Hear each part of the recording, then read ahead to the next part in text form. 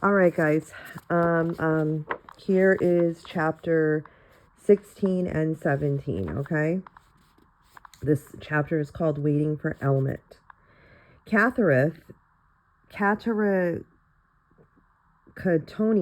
as the Romans had called it, was a double cohort fort, and so there was room enough for all of us within the crumbling defenses, but not for the horses, so we picketed them outside the fort, but within the turf walls of the town, keeping a strong guard on them.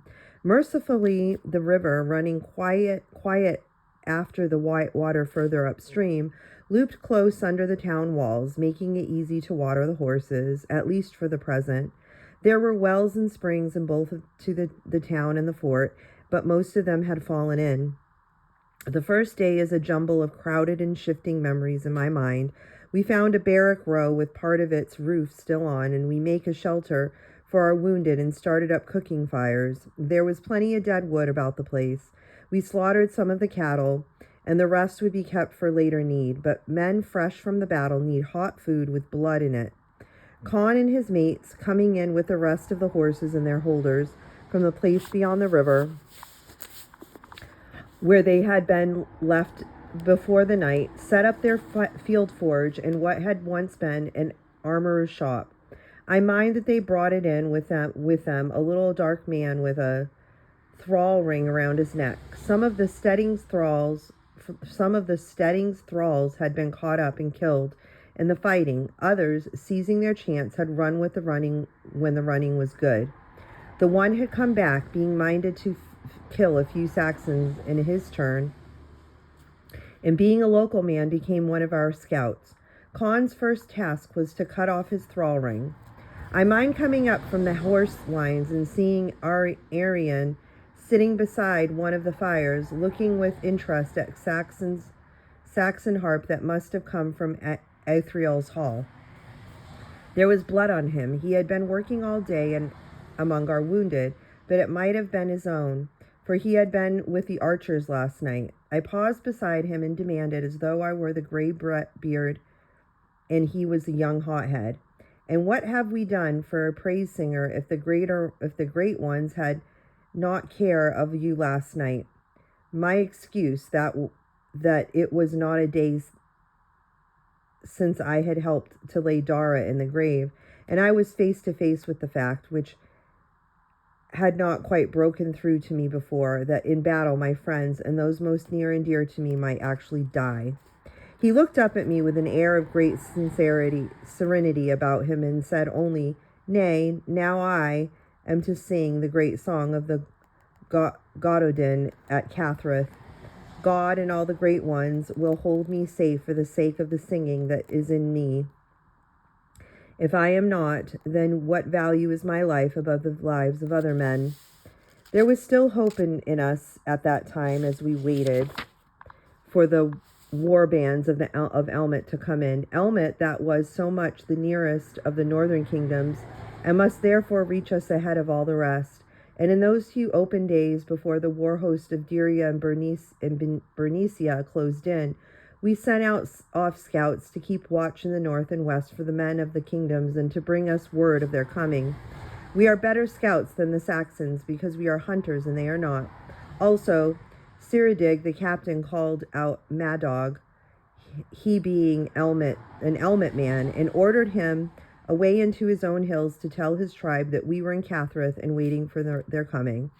After their going, we set ourselves to get the grain sacks and the great jars of Saxon beer stacked up under cover. Beer has a cold, bitter taste, not like the fire-hearted yellow mead that we were used to, but the cold of it warmed in the belly and dimmed one's sorrows and weariness, though it did not give us the same shine to life.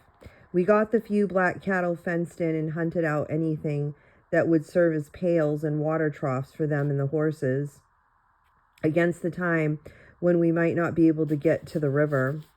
Next day two of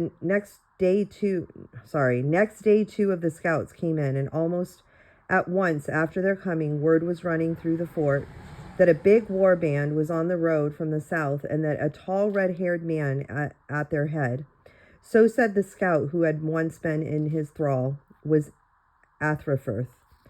Of the Elmet men there was still no sign. From the rampart and the stump of a signal tower we could see afar off the bright blur of the Saxon fires strung along the wood shore to the south, where they had made camp that first night.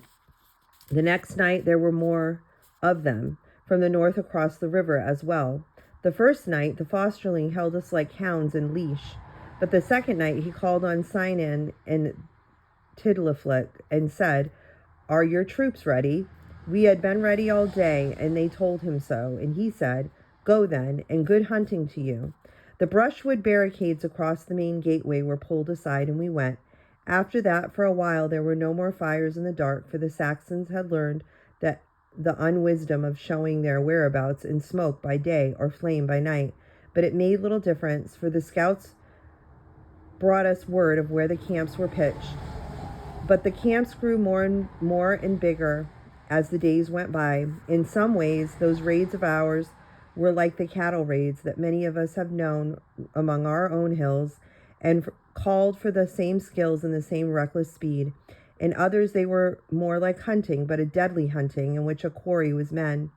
Sometimes we took them on the march, coming out on them out of the wood at twilight, or out of the rustling sun with the thunderbolt crack of a cavalry upon a ramble of men on foot.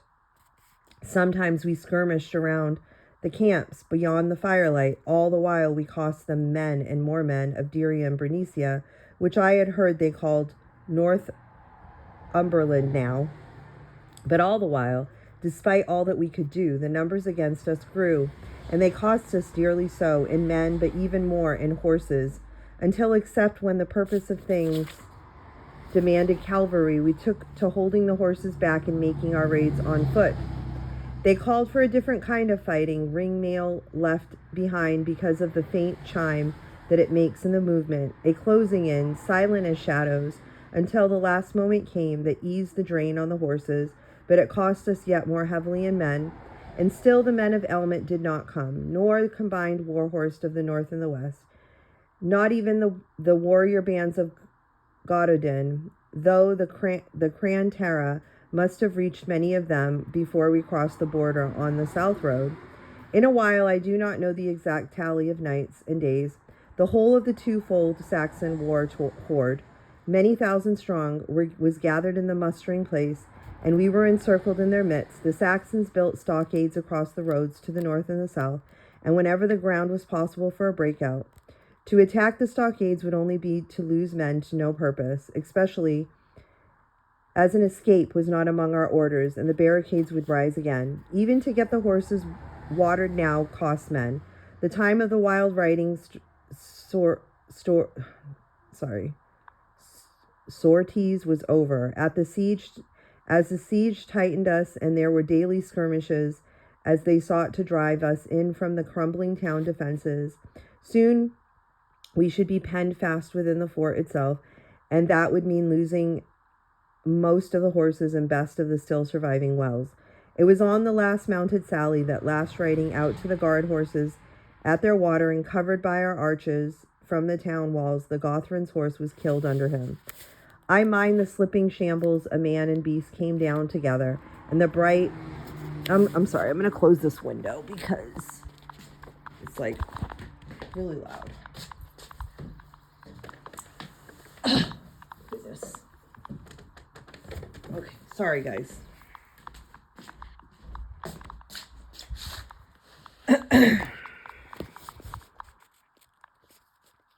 Okay. We slung him. I'm sorry. No, that's not where I left off.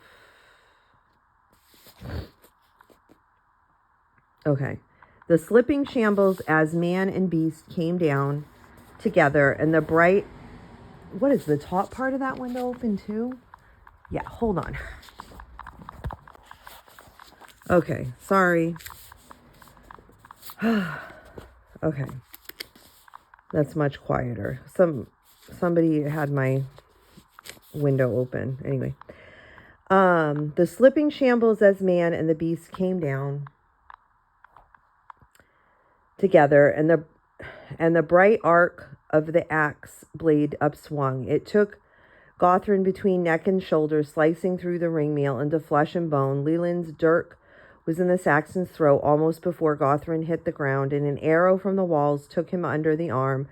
But that was too late for Gauthrin. We slung him across my saddle bow and got him back into the fort, Leland covering our rear, and all the while his blood spurted over my bridle arm. Once back in the fort, we got him down and lashed his own neckcloth and mine round his shoulder to check the bleeding, and carried him up to the barrack row that sheltered the wounded, and laid him on the bare ground. There was no more straw or fern for bedding, and Arian came and did what he could for him, and it was not much. Nearly all the slaves and the medicines that the queen had sent with us, even the bandage linen, were gone by then, and in any case, he had lost more blood than a man can well lose and yet live. The wound sickened and turned foul almost at once, and that was the way with most of our wounded. It was, as it generally is when wounded men must lie too close together, and there is not enough of anything, even water. It took him 3 days to die, but I think that he was out of his body for most of that time, even before the fever took him. Lillian and I nursed him between us when we were free from other matters. We were both with him in the last morning. Earlier he had been bright-eyed and raving, but as the light grew, he had slipped into a kind of sleep that was not like true sleep. It was a quiet save for his quick, shallowed breathing, and in the corner of the barrack row, which we had curtained off with the dead men's cloaks strung on the spear shafts to give him a private dying space, such quiet that faintly from the woods downriver I heard the cuckoo calling, and the first cuckoo of the year. Then almost at once, after the alarm call of the hunting horn, the light flurry of sound, swelling and growing ragged, that meant the outbreak of fresh fighting and another attack on the town gate. And then the hurrying of feet and the voices calling as men snatched up their weapons and hurried down to join the gate's guard. But that was all from the world outside. In the corner of the barrack row, there was still no sound but Gauthrin's shallow breathing, growing more shallow as the moments passed. Lillian's head went up, and I drew my legs under me to be away in the answer to call. But Gauthrin's hand, the one that I still had life in it, was fast about my wrist. He had been holding it so he fell asleep, and his sleep had kept his hold unbroken. I checked in the movement I had begun and looked across to meet Lillian's gaze, and the decision-making went wordlessly to and fro between us. "Bid here," he said, "and your turn next time." And he got up, slipping his dirk from his sheath, and went out, and I heard him calling back to the cuckoo, "Cuckoo, cuckoo," as he went down to join the fight, and the flurry of sound had swelled into a full-throated roar, and weapons clashed of men locked into close combat. But still it all seemed small and quite far off, and the only sound that really concerned me was the faint, stressful rasp of Gauthrin's breathing. It changed, and looking down through the shadows, I saw his eyelids begin to twitch. They opened, and he lay looking up at me. His face had always been bony, and now it was like a skull, a young skull, if there could be such a thing, with only the eyes alive in it. But his eyes were clear and awake, and with the crazy brightness of the wound fever gone from them, and for one moment I thought that he was better, that against all the odds he was going to mend. Then I understood that the change was not that at all. "Prosper," he said, drawing breath from the word as though it was a cart rattling over stones. "I am here," I said, and his gaze drifted away from mine and went searching into the shadows, then returned to me again. "Lillian, down in the gate, the Saxons are attacking again." "Lillian of my own hearth kin," he said. "Kin follows kin, but you, if I had not come hunting the White Hart in your father's runs, you would not be here today." "I would not be anywhere else," I said, and for the moment it was true. His voice was getting weaker, and painful breathing rattling in his chest, but there was a trace of a smile at the corners of his parched mouth. "There's glad I am that we did not kill that White Hart." "I also." His breath caught and strangled. A trickle of blood came out of his mouth and nose, and his head rolled sideways. There was no sound at all in the cloaked-off corners of the barracks now. I freed my wrist from his hold as I gently knew how, and put his hand that had been alive only the moment before, with the hand that had been 2 days dead together on his breast. Then I got up, freeing my own dirk, and went out and down towards the gate. The sound of fighting was dying down, and the struggling mass of men had been about the gateway thinning out, and the wave of the Saxon attack streaming away towards the river, sped by a last flight of arrows from the gatehouse. Men were falling back, carrying wounded among them, while already others struggling to renew the thorn-work barricade. And in the gateway our newest dead lay sprawled. Close under the gate tower, Sinan crouched over something that ran like a broached wine jar. Something that ran red like a broached wine jar. I went to see if there was help to be given, and saw that it was Siran. He was almost broken apart midway by a blow from another of the great Saxon war axes, part still and part withering like a snake crushed under a cartwheel. It was horrible. As I reached them, he cried out shrilly, "Oh, for God's sakes, finish it." And Cyan slipped his dagger from his belt left-handed, his right arm under his brother's head, and finished it as calmly and competently as he might have slit the throat of a kid for the cooking pot. I did not look at his face. I did not dare. I turned blunderingly away, and in so doing all but fell over another body with the barb of a Saxon arrow that had passed through, sticking out between the shoulder blades. I turned it over, but there was no need. One does not need to see a friend's face to know him from another man. It was Lilin. He could not even have got into the fight. His dirk was still in his hand, but it was clean. I did not think that I felt anything just then. We had grown used to each other's faces of dead friends anyway. The thing I mind most sharply of that moment is that somewhere downriver the cuckoo was still calling. After dark, we buried the day's dead in the lower town as usual, in what must have been the gardens of temples and rich men's houses, while others of us stood guard on the crumbling walls. They had all been overgrown with trees and in the inflowing of the wild when first we made our tattered stronghold in Cathareth. We had knocked down most of it now, for firewood or shelter or barricades, or simply to clear the ground outside the fortress walls.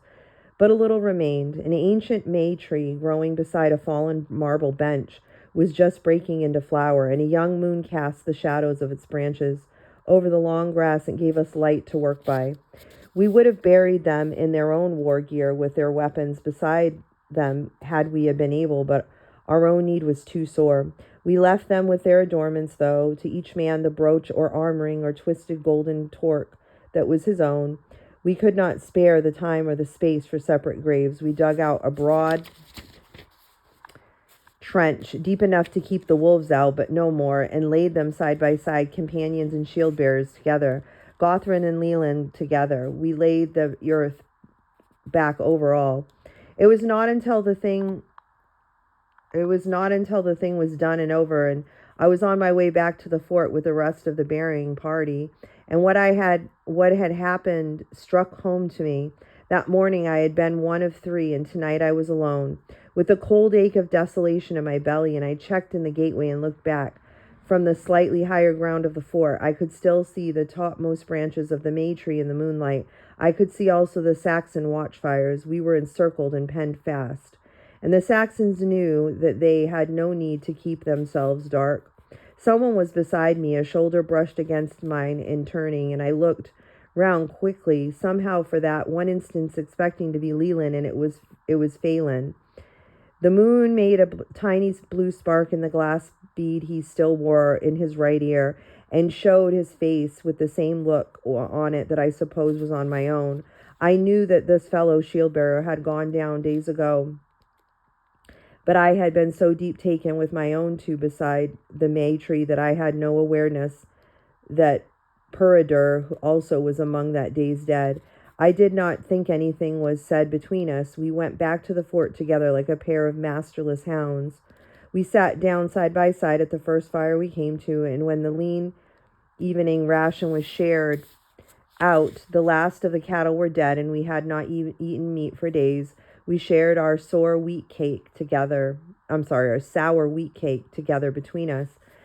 Between moonset and dawn, they attacked the picket lines, and the first time they had brought themselves to face the trolls and the devils within the town's walls after dark. It was only a small skirmishing band of them that time, and the horse guard killed several of them before they could cut the ropes and stampede the horses, and the rest melted back into the darkness before we got down to help.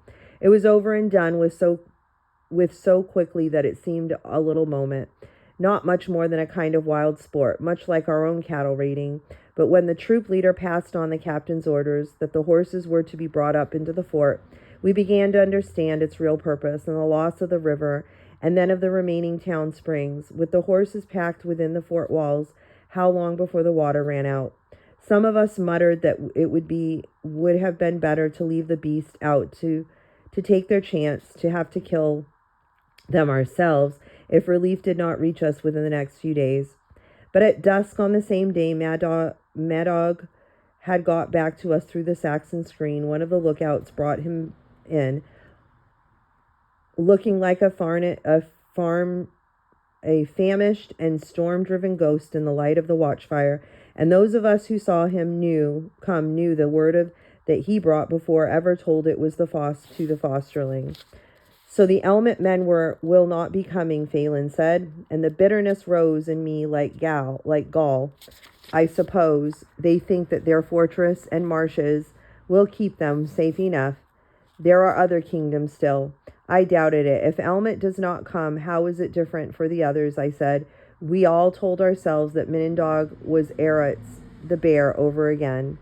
But he's not. The kingdoms of the north will not combine war hosts at the call of High Chief from beyond their frontiers.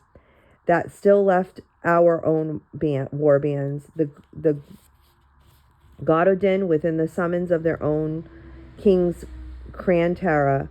But neither of us spoke of them. We had looked for their coming too long, and even if they come now, what could they do? The fighting strength of our tribe against the double war host of Dyria and Bernicia, except share with us in the dying. Okay, let me rub my eyes. Okay. So, this is the next chapter. It is called The Last Day. Just seeing how long this chapter is. Oh boy.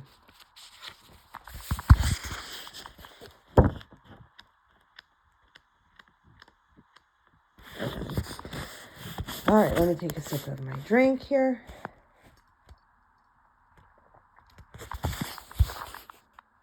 Okay. The last day. Later that morning, Siradig, the captain, called us all together in what I think must have been the mess hall of the fort.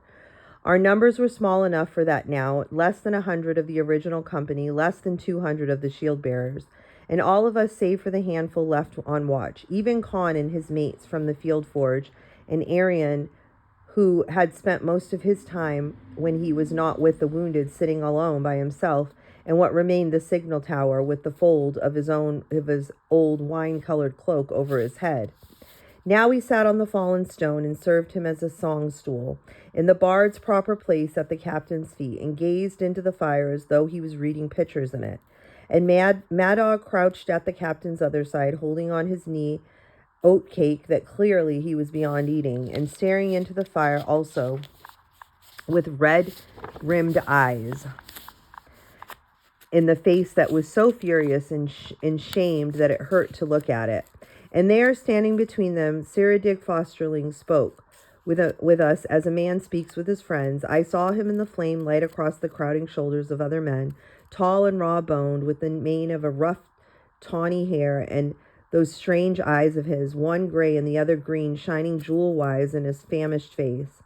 Indeed, we all had the famine look at this point in time. He was silent for the first moment after he stood up, and his gaze raking to and fro into the furthest shadows, so that when he began to speak, we all knew that he spoke to us, not only the companions who were crowded closest to the fire. Nay, nay, I do not remember word for word after so many years, but the gist of it that I remember well enough. My brothers, there is that which I have to say to you, and the time has come for saying it. The orders of Minindog the king, on which we rode south, you already know, to attack and overturn Athrafirth and his war bands, to take the fort of our Roman forefathers and hold it, working all the damage that we can upon the Saxon war host as it gathers, until our own war host comes to our relief, or until we are overrun. To those orders we have been true. No Cuchulainn himself in the pass of the north could have wrought more greatly than we. But sorrow upon me. Athrafirth himself escaped our first attack and left us with an empty victory. Even so, there are as many and many of the Saxon kind who will not take blade and burning forward into our valleys, because we have laid them down here to sleep, a red sleep. We have held them back by this, and they dare not move forward, leaving us alive behind them. So we have held them, playing for a time for the tribes to join war spears behind us and come down to the fight. But now it seems that there is no more time to play for, no such joining of war spears behind us. Mad Dog has returned to us from his own people. There was a low muttering round the fire. Mad Dog's hand clenched on the bannock so that it burst and crumbled between his fingers, and a hand came round from behind him and swooped up the larger bits.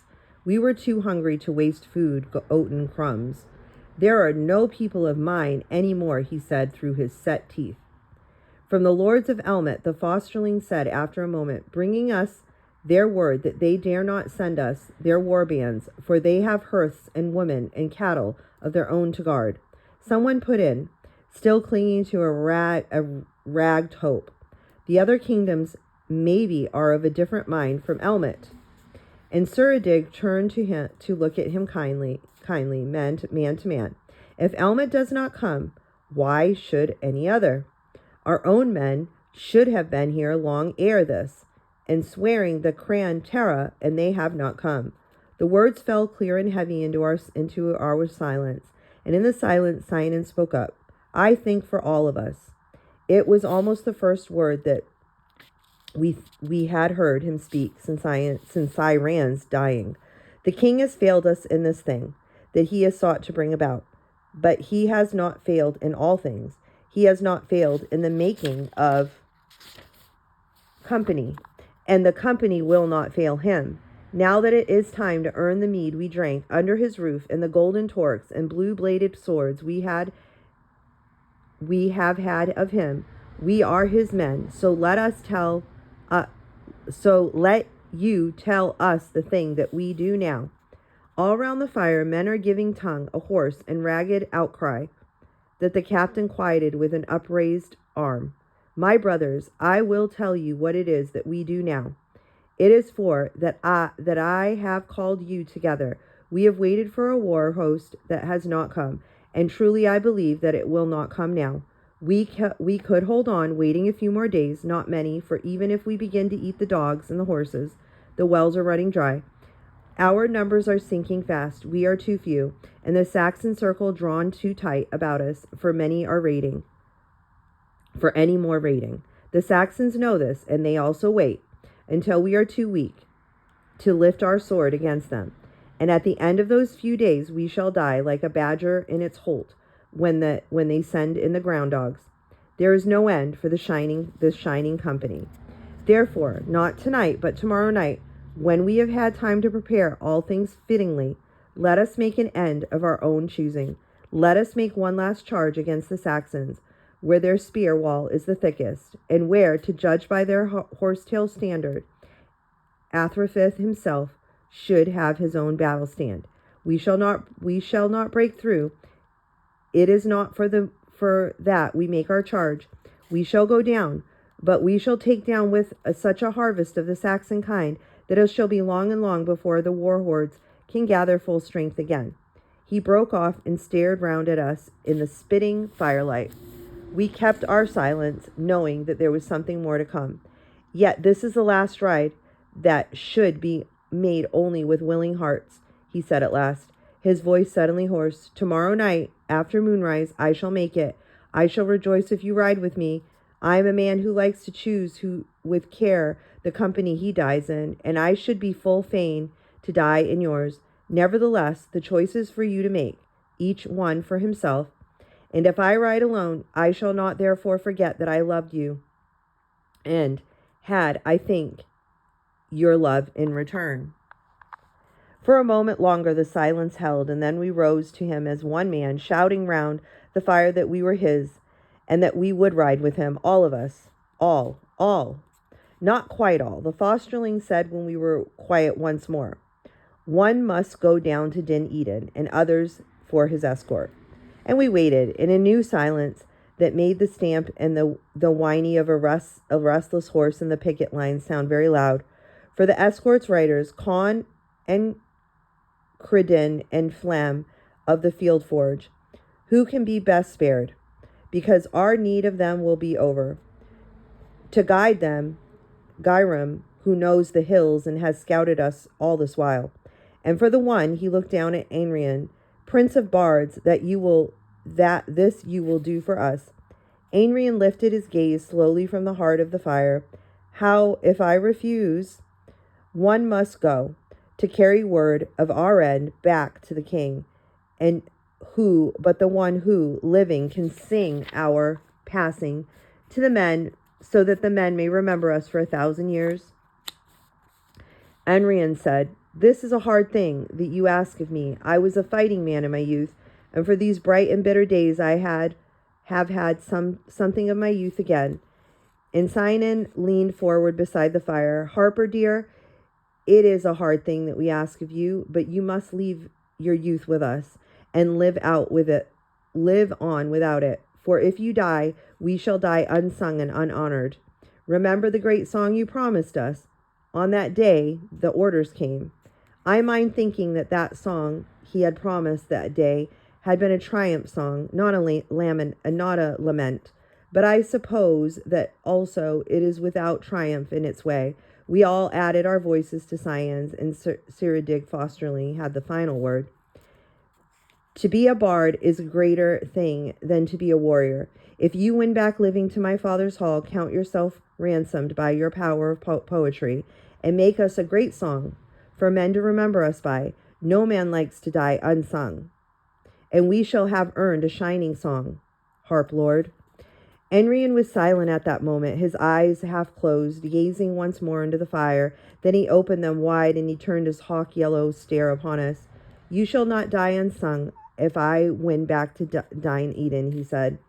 So the thing was settled and made sure, and when the little food there was eaten, he turned to his harp and he sang to us, the first time he had done that thing since we had rowed south, and not the old songs that we knew, but another one that he must have begun to make in the ruined signal tower during the past days, rough-edged as yet, not honed and tempered as it would be in the latter days. The men that went to Cathereth, fierce into their laughter, pale mead was their first drink. There was their feast drink, a year in Eden's hall, their spears bright as the wings of dawning. He sang snatches of half-formed songs as they came to him, for this man and that. He sang of Gwenabai and his wolf, and Lilth still living and Gothrin dead. He sang deep into the night, and of the 300 men wearing golden torques and bearing swords that were the king's gift. Not of us, the shield bearers, of course, we did not expect it. I did not suppose the men of other states who stood with the Spartans at the Theron play expected it either. That night I slept well in the few hours we were allowed, lightly and quietly, and woke in the first ashen light of the dawn that would be the last we saw. It was an odd day. Nothing felt quite real, and all the things had slightly clearer edges and more luminous colors than usual. Friends tended to drift into 2s and 3s and little groups, holding together as we went about the ready-making for that last fight, which would come after the moonrise. All the details of that day remain with me yet, but the order in which things happened was hazy to me, even at that time, so that the day that remains of a tumbled clearness, scenes and images that can be taken out and looked at separately and dropped back again wherever they chance to fall. Phelan and I were still together, not friends, but held together by our lost dog state. Together we gathered up the armor and the weapons that had belonged to our lords, and together we found an unclaimed corner, and settled down to burnish it and make all the ready for the night. I mind rubbing up Gothrin's sword and looking to the rivets that secured the hilt. I mind grooming his gray wolfskin cloak as one grooms a living hound, burnishing the rust spots from its battle skirts and the fine link mail coif with its strangely beautiful mask. His war cap had gone with when his horse came down, and without its mail would be much protection against a sword cut. But I think it was not much for the protection that I made it ready. As for the sake of the man who had worn it last, I had washed the blood from the shirt on that day the axe gash was made, and now I mended it as best I could with a leather thong for the same reason. I mind coming upon Lilith in the patch of sunlight, stripped naked and with little pot of woad in one hand and a stick with the end chewed off with the other, tracing warrior patterns wherever there was a space among the tattooing on his breasts and the shoulders and thighs. I checked beside him for a few moments, watching, then asked, "Why the beauty work?" "It is the custom of my people to wear such patterns when we go into battle," he said. And then I understood. When you go into the battle naked, but in leather and ringmail, who will know? "I shall know," Lil said, squinting at the blue spiral growing behind his shoulders. Most of us combed out our hair at the same time in that day. Before we armed up, we groomed the horses too, as best we could in such close picketing. It was all part of the same ritual, I suppose, in making of all things worthy. The horses were in sorry state by that time, famine drained as ourselves, and with all condition lost, gaunt ghosts of the proud, high-crested animals we had ridden in on from Din Eden a few short weeks ago. Shadow turned her head and nuzzled at my breast with delicately working lips, still hoping for the honey crust I had been used to giving her, and I pressed my forehead against the white blaze of hers, knowing the familiar hard warmth and the smell of her, hoping that she would be not afraid when the time came, hoping that I should be not afraid either. I mind Serdig, the captain, once more in the roofless mess hall, and with the troop leaders close about him, who had been leaders all along, 4 who had stepped up to take the place of friends now fallen. Ainrin was there too, standing back a little bit from the rest with the 2 folds of his cloak that was the color of spilled wine gathered close about him. And the captain spoke to us kindly, almost gently, that last time of all, making sure that even the least of us knew the plan for the night and what was to be before us. He was like 1 or 2 generals, not many, whom I had known since, merciless on the training ground, but gentle before the battle. The waiting time, it's over, and in half an hour more till moonrise. And when the shadows are still long, we ride out. We still charge at full gallop, remembering always that we come to kill Saxons, not to break through the siege ring. They, not knowing that, will thicken their battle mass to hold up the point of our attack, and to do that, they must thin the shield ring elsewhere. And that, Lord of the Harpers, will be your chance. He turned to a little Aryan. Garum the scout will have 5 horses waiting at the west gate, where the moon shadows will be the longest and the most deep. Our last charge will cover you until all is clear at Cathereth. Sing us nobly in the king's hall. That I will do, Aryan said, though with a bitter heart. He gathered the weather-worn folds of the cloak more closely and round him, and half turned as though to be away, then checked and stood, waiting till the captain, who had turned back to us, should be gone. "There is one more thing," the fosterling said. "In that year behind us we trained as arrowheads. Here in the Cathereth the fighting has been another kind, and we have had for the most part laid the arrowhead aside, but the men's hearts are easiest and their weapon hands most sure when they follow the ways in which they were first trained. Therefore tonight we shall return, at least in part, to the old way, though since there are no swords enough for all of us to still live, we shall go armed alike on this ride. Therefore, let all of the shield bearers whose lords yet live go on to them now, and let all the companions who lack one shield bearer or both take from among the lordless ones standing by." He looked around at us with a kindly eye. "There is no more, my brothers." But Arian said, "One more thing, a small thing. Give me leave to speak, fosterling." Speak then, said the captain. The king's bard looked us over. When the choosing is done, let some among you bring me dry stuff, anything to make a fire, up to the signal tower, and above all, 7 branches of the rowan tree that yet stands at the southwestern corner of the fort. There was a small, surprised silence, and we waited for more. But there was no more. And suddenly I was remembering his words among the broom bushes below Dine Eden. Something about a fire of rowan wood and a mist all across Roscommon. I had thought at that time that it was only a thing spoken in jest. Now I was not sure. 7 rowan branches you shall have, someone called out, and I think it was Morian, rising to, as usual, to anything that had to do with fire. It took a little while for the companions and the shield bearers to sort out their arrowheads, and Phelan and I were still together and still unchained with Sinan came by and stopped in front of us. Prosper, come you. I come, Lord, and I said, and stepped forward. And then, as he would have turned away, Sir Phelan, who was a shield bearer to Peredur, is lordless also.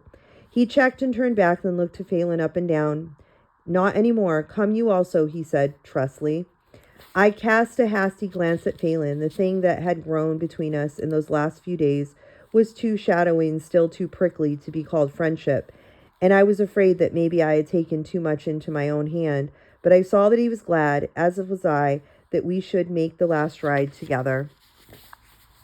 Now go, fetch Arion his own rowan branches, said our new lord. Several of us went down to the southwestern corner of the fort together. The rowan tree that grew there was young and sappy, which was why it had been cut long since. The leaf buds unfurling, feathering on their twigs. We hacked off 7 branches and carried them back to the signal tower, where others of our kind had arrived before us with dead branches and brushwood that had been gathered for fires in earlier days. We carried it all up to the narrow stone stairway that led round into the inside wall and dropped it on the half-rotten timber balks that yet made a kind of floor. Ainrin, like some great brooding bird of prey in his weather-worn cloak, watching us for the while, a flash of blue deeper than a kingfisher at the breast, shewed where under the dim folds he was wearing his shining robe, and his harp and his mare skin bag by nearby. And we paused for a moment, all of us hoping that there might be a song, one last song, though a small one. Shall we build you a hearth? Someone said. He put out his hand to a big block of stone thrusting out of the wall just above the floor level. I have a hearth already. Then we shall make the fire, Phelan asked, and someone else, have you the means to light it? Make us a good mist, Harper dear, I said. He smiled in his ragged beard. Nay, children, I will build the fire. I have the means to light it. It may be the gods will send me a mist. Now go your ways. Clearly what came after was not for our eyes. And if there was a singing, it would not be for us. We bowed our heads one by one, and the old man, whom we should not see again, and we went back to the stairway. At the foot of the stair I checked, and the others went out without me. There were house martins darting to and fro overhead, their shadows darting after them in the evening light, and the business of the nest building in the wall holes where tie beams had rotted away. Presently there would be new life in those old dead signal towers. I found the thought vaguely comforting, though I was not sure why. And as I looked up at them, they brought the memory of our other house martins in the doorway of the bathhouse at home, and with it thought of Con. Oh, I should see him when we gathered to eat, but I wanted something else, a few moments for saying goodbye. I have used my sword, Gothrin's sword, to cut rowan branches, and the keenness might have suffered. A good blade should take such service without much harm, but it could maybe do with a few strokes of the whetstone, and that would make a good enough reason for my absence. And if Cyan asked about me, I was no longer free and lordless had I been since Gothrin's death. Tell Sinan I had taken my sword to the smithy. Not long I'll be, I called after Phelan. And a sword in hand, I took my way to the armorer's shop. Surprisingly, Firelight met me on the threshold. Con and his mates had got together the fuel for one last fire and were working steadily, plunging weapons into the red heart of it, mostly captured Saxon weapons, but any of our own that we should be carrying with for us tonight. Iron that is forged and tempered by fire can be made useless by fire also. The boy looked up at first and saw me in the doorway and said something over his shoulder to Con, his back was towards me, and Con turned, flinging a ruined sword blade into the pile in the corner. One less for the sea wolves taking, he said. I held Gothrin's sword out to him. Has the whetstone gone the same way yet? I have been cutting rowan branches. He took it from me and crossed into the furthest part of the smithy, and I heard the wet of the sharpening stone. It was in a little it had come back, feeling the edge of his thumb. That should serve its purpose well enough. I took it and slid it home into the wolfskin sheath. Neither of us knew what to say to each other, but standing there in the smoke-blackened mouth of the smithy, we put our arms around each other's shoulders and strained close. It is but 5 springs since my father gave us to each other, I said after a few moments, yet it seems as though we came to life together. And the grief is on me that we may not go out together also. I forced a kind of laugh, not a very good one, for it cracked in my throat. Somebody has to get Enrin back to the king, and it will take the 4 of you, at least, for his heart is not in it. And he laughed also, and he stepped back so that only the tips of his fingers rested on each other's shoulders. When you get back to Dunedin, I began. If I get back to Dunedin. You will, I know that, because I suddenly saw the pattern that was forming for Con. And when the fates set the pattern on your forehead, it does not melt away. When you get back to Dunedin, go to the Furcos. Glad he will to have checked you back, and work for him until you may call yourself a swordsmith, and then go back to the valley. No bondman may become a smith. Bondman may become a smith, and you are a smith, and therefore no longer a bondman. If you are a swordsmith, then you will be able to take Lovin's place when he is past in swinging a hammer, which cannot be long now, setting that he has no son to follow him. Meanwhile, carry my love back to Lunid and old nurse, and anyone else who you think may care of it, and rub Gertlick behind the ears for me. You are always one to make patterns of others people's lives for them, Con said. Can you think of any better pattern for the following? He shook his head. Not really, no, unless it be to ride with you in an hour after moonrise. So we parted, and I went to find Sinan. The light was beginning to thicken, and as I passed the foot of the old signal tower, a waft of wood smoke came trilling downward from its ragged crest, and I thought I caught the sound of singing, so faint that I was really not sure that I heard it at all, faint as the sea in a shell, but oddly potent. A high, sweet singing that had nothing human in it, and that seemed to be made by more and more than one voice. And the hair lifted on the little back of my neck. Oh, that was the last. Was that it? And the hair. Sorry.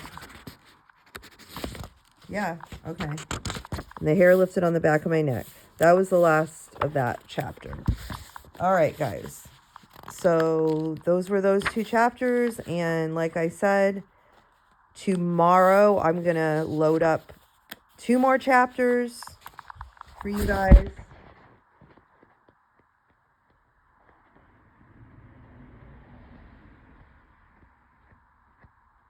And then Friday, hopefully I will be done by this Friday with the book. And that will give you guys, time to listen to everything before Tuesday. I know it's a lot, and I'm sorry that it ended up being like this, but it is what it is. So I just hope you guys are enjoying the book for what it is. All right, guys. So I will see you guys Tuesday. God bless.